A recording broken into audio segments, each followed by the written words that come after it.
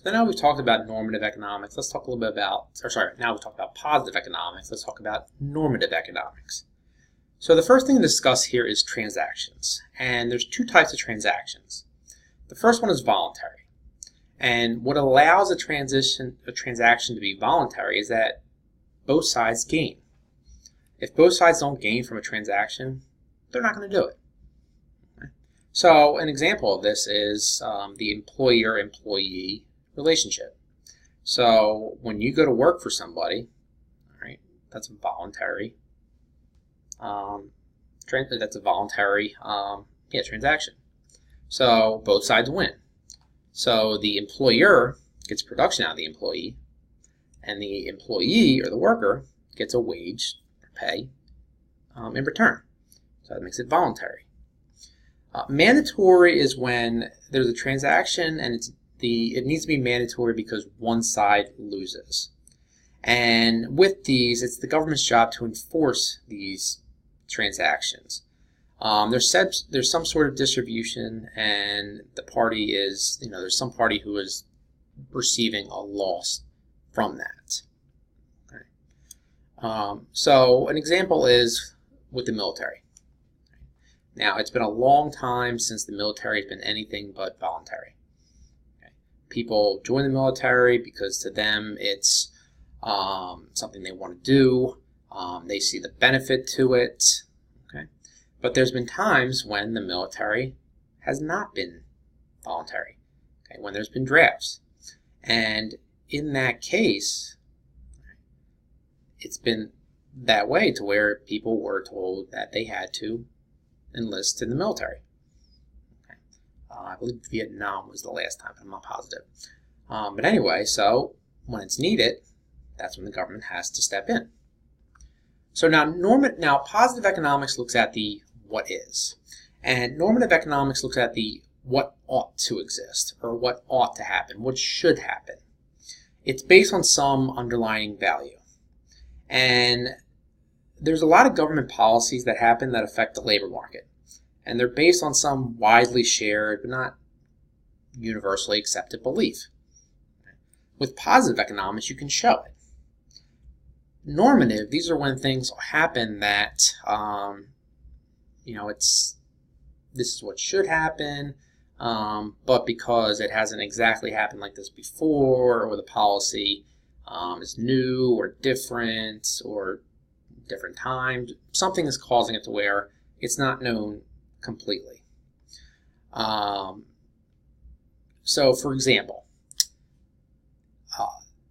food stamps, as it's commonly known, is TANF, temporary assistance of needy families, and that was changed about, I think, the mid-2000s, early mid-2000s, or maybe it was the 90s, but from an existing program called AFDE.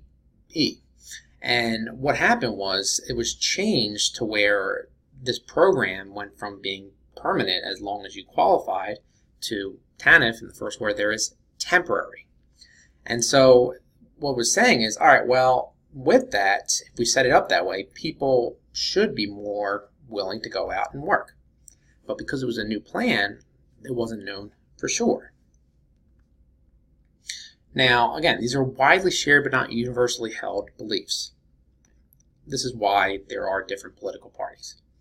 Different groups believe in different things.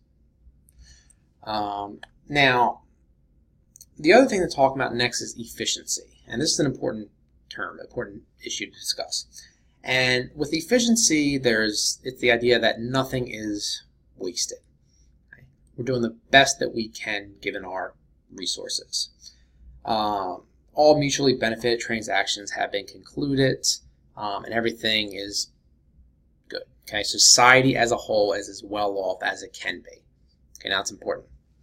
Now, this brings up the idea of Pareto efficiency.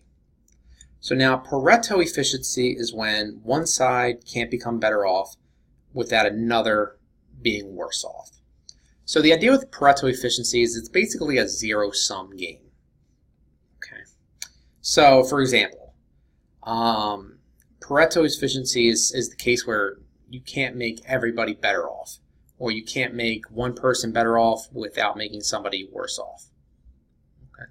So, for example, minimum wage law, or pay, for example, pay in general.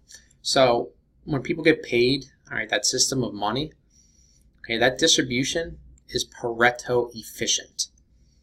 Okay. Not equal, but efficient. Because what happens is you can't give somebody more money, if you're talking in real dollar terms, without somebody making less. So, for example, with minimum wage laws. Okay. With minimum wage, okay, you're giving people who are earning below minimum wage more money, but that money has to come from somewhere, so you're making them better off, at least the people who are receiving it, but the people who are paying it, the employers, are going to be worse off. Okay.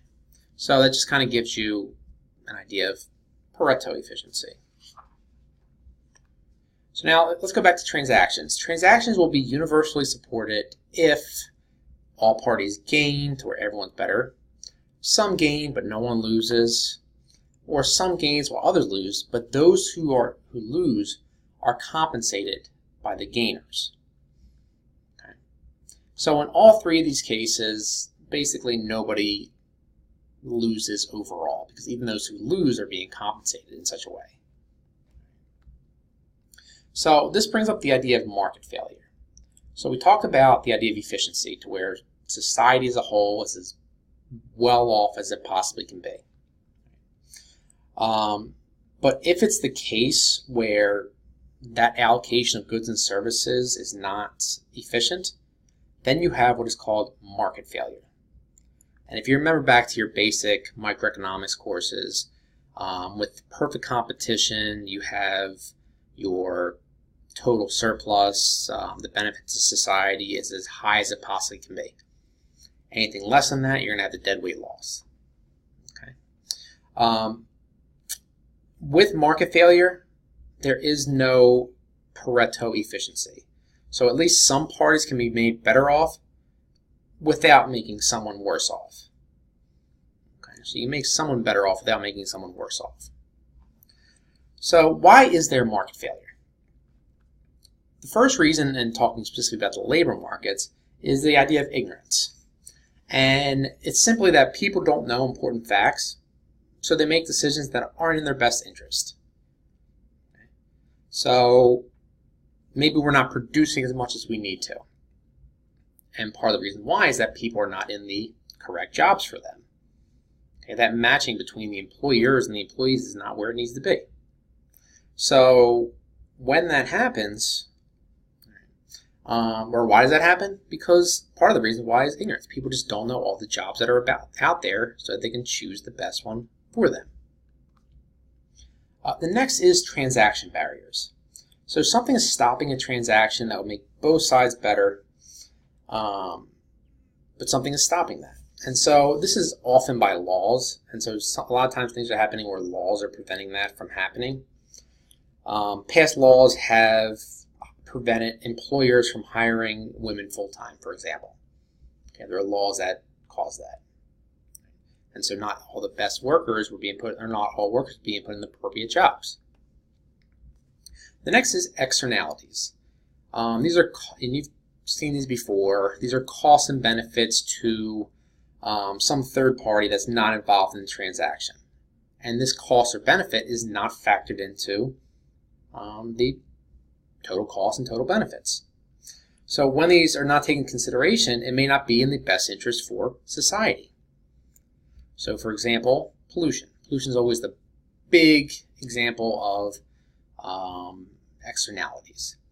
And so when there's an industry that is producing energy, let's say, that power plant is causing pollution, okay, well, that pollution is having some negative effect and it's not being factored into the cost. And so that's a cause of market failure.